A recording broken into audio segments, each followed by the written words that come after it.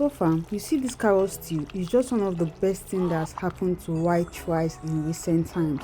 Like you've not tasted anything like this before. Stay tuned as I show you how I made this delicious carrot stew. To my returning subscribers, thank you for always. If this is your first time here, please do click on the subscribe button, give this video a thumbs up, and drop me your comments down below. I'd love to engage with you. You're welcome to join this family.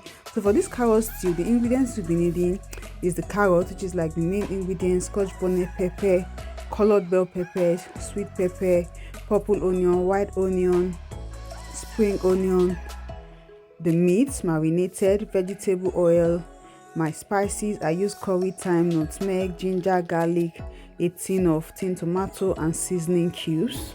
Okay, I know you know how to marinate meat by now if you follow me. So you just want to go ahead and place your meat on the fire and allow that to cook. As it's cooking, you go ahead to prepare your carrot mix. This is not pepper mix now. So carrots, the key behind this is that carrot replaces tomatoes.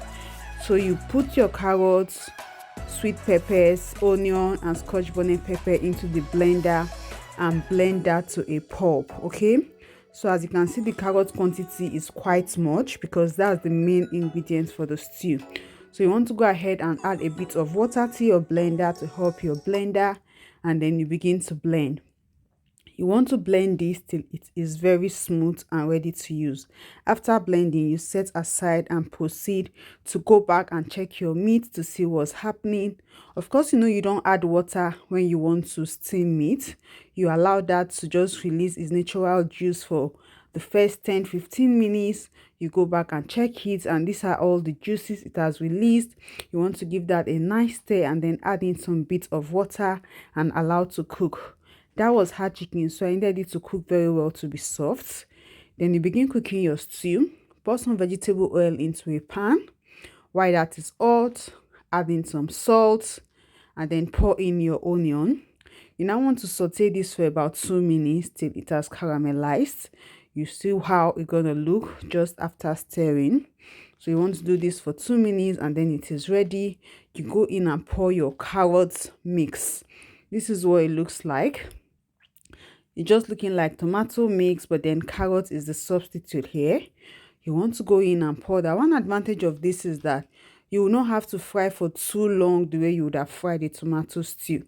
It does not have this slappy taste. It is very delicious, very nice. So you want to go there, stir it, and then keep turning it while you come check it after a while.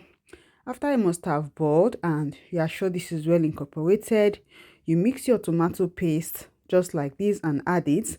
Now you can skip this tomato paste process, but I love adding this because it helps bind the stew together.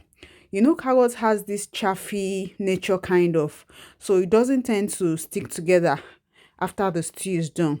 So that paste helps it bind. So as you pour in the tomato, you also put in your spices. I use curry, thyme, nutmeg, and then seasoning cubes. Too much spice is a no for me, like it kills off all the taste of the food. So as I put all that in, I cook for some more while. I don't want to fry this too much. Like, this is a very healthy alternative to normal Nigeria tomato stew because you don't get to fry this too much. I just want to boil that a bit till the water is at least a bit dried. Okay, till I can see some oil floating on the top. And yes, we are progressing. So you see, this pot sieve cover is a lifesaver for me in my kitchen.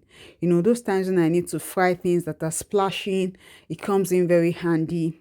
It allows what I'm frying fry and then allows moisture still escape. So you can see what's happening.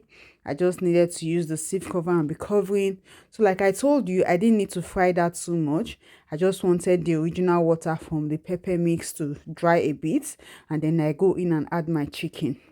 You can grill this chicken or fry it depending on what you choose. But for this, I really wanted to use it like this because it gives the chicken a more juicy and delicious taste. And this stew was not going to be eaten for long, like just 2 times max. So I didn't see the need to grill or fry the chicken. So after you put in that, you cover your pot and allow it to cook. By this time, the oil is well separated from the stew and you know you are almost there. So you want to go in and add in your scent leaf. That is optional, but trust me, it is a game changer. And then add in your colored bell peppers, the green, yellow and red bell pepper. Of course, these ones don't need too much heat. As you put that, you just want to turn it for a minute and allow to simmer. And after that, your stew is ready. Guys, you just need to try this. I don't need to tell you how delicious this tastes, okay? If you'll be trying this, do let me know in the comment section. Thank you for watching my video. If this is your first time here, please do subscribe on the channel. To my returning subscribers, thank you for always. I love you. See you when next we see. Bye.